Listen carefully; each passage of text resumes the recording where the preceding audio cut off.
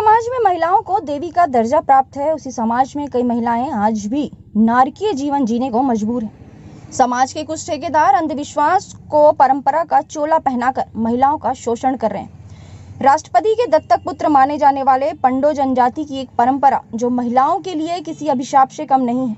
बावजूद इसके कई दशकों से यह महिलाएं इस अभिशाप का दंश झेल रही हैं। ना तो समाज, ना शासन और ना ही प्रशासन इस ओर कोई पहल कर रहे हैं। देखिए इस पर हमारे Surajpur bureau chief OP Tiwari की खास रिपोर्ट।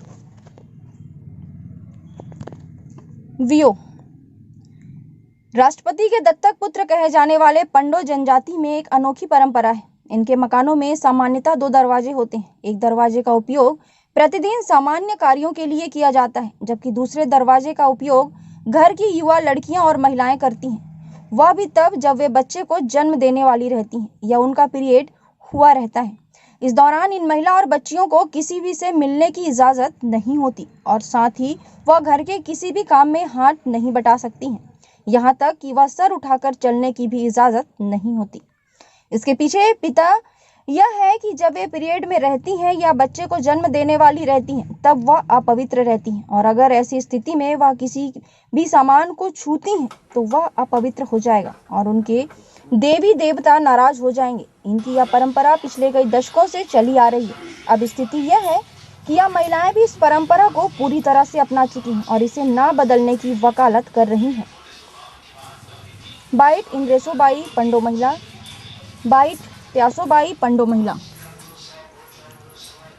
एक दरवाजा वियो तो बाहर में 2 दरवाजा। इस परंपरा को लेकर महिलाओं एवं बच्चियों को चाहे जितनी भी कष्ट उठाना पड़े, लेकिन इससे इस समाज के पुरुषों को कोई फर्क नहीं पड़ता।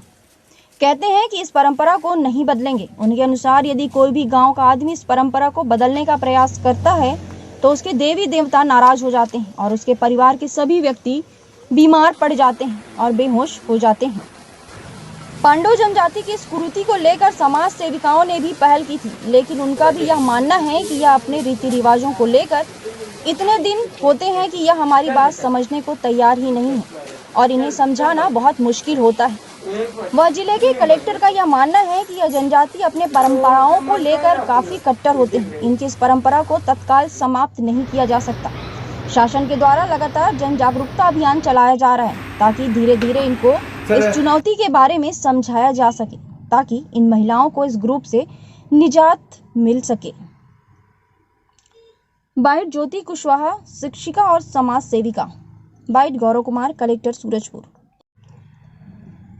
परंपरा और कुरीति में बहुत बारीक सा फर्क होता है। शायद इस गांव के कम पढ़े लिखे लोग इस फर्क को नहीं समझ पाते, लेकिन सवाल तो यह है कि केंद्र और राज्य सरकार के द्वारा इस जनजाति को जागरूक करने के लिए प्रतिवर्ष करोड़ों रुपए खर्च किए जाते हैं, उनको इनकी असलियत क्यों नहीं दिखती। दादा मतलब 10 फीट था घर लंबा, ज़्यादा नहीं 10 फीट, उसमें भी 2 दरवाज़ा था।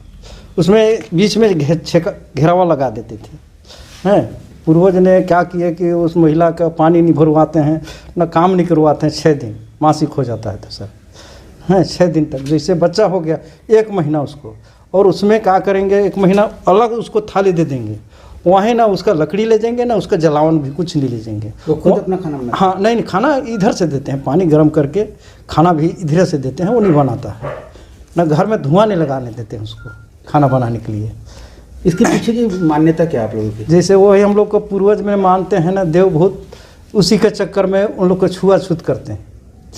क्या उस समय आप लोग मानते हैं कि अपवित्र रहती हैं या क्या वजह रहता है? हाँ, जैसे पवित्र रहेंगे तो लड़की भी सब कुछ कर सकता है, और नहीं रहेगा तो उसका अलग दरवाज़ा, उनको कोने पर रहना पड़ता है सर, अंदर नहीं जाने देंगे। ऐसे में तो उन लोगों को काफ़ी समस्या है। हाँ समस्या तो है सर, पूर्वज से चल रहा है तो क्या करेंगे सर, है समस्या को तो करने पड़ेगा, लेकिन हम नहीं कर सकते हैं। अभी हम करेंगे तो सबको बीमारी पकड़ लेगा, बहुत पकड़ लेगा। क्या ऐसा कभी हुआ है कि कोई ऐसा किया? हाँ होता है सर। क्या होता है? जैसे कोई गलत कर चुका, वो पूरा परिवार बेहोश हो जाते हैं, फिर झाड़ा फूका दीवारी गुनी बेगा करेंगे तब वही सुधारेगा, तब ठीक होगा सर।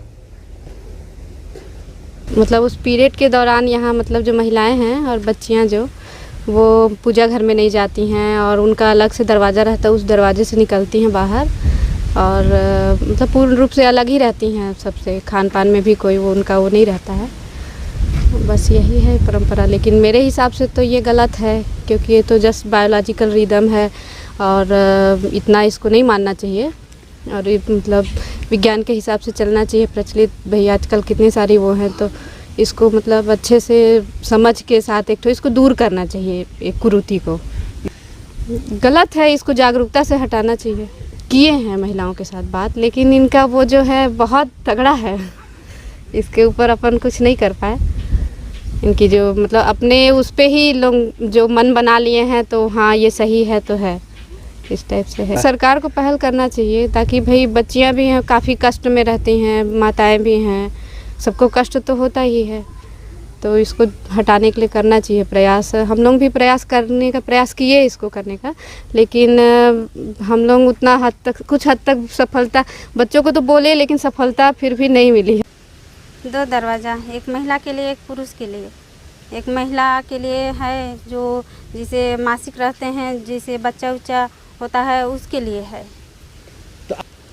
अलग अलग क्यों रहते हैं, मतलब उस समय का है ना, जैसे कि जो सियान थे उन लोग मतलब वो मानते थे, मतलब अनछुआ टाइप का खाना पीना देते हैं, जो घर में रहते हैं उन लोग बना के बस वहीं पासे में देते हैं। दिक्कत तो नहीं है, जो चलाए हैं तो हम लोग भी उसको कंप्लीट करते हैं, तो दिक्कत उतना नहीं है। आप अपने परिवार से एक एक महीना दूर रहती हैं और हर महीने में कभी एक हफ्ता, तो परिवार की कमी नहीं खलती है, दिक्कतें नहीं होती? उस समय हम लोग कुछ मतलब भाड़ा बर्तन भी, पानी उनी भी नहीं भरते हैं। हाँ, तो सब कुछ मतलब करके देते हैं। परंपरा को हम लोग नहीं ख़त्म करेंगे। कारण क्या है? कारण क्या है कि जो सियान थे उन लोग मानते हैं कि जो देवी देवता मानते हैं उसको मानते हैं कि मतलब अच्छा नहीं होगा, नुकसान होता है, जिससे तबीयत ख़राब चाहे कुछ हो जाता है ना, इसलिए नहीं छोड़ते हैं।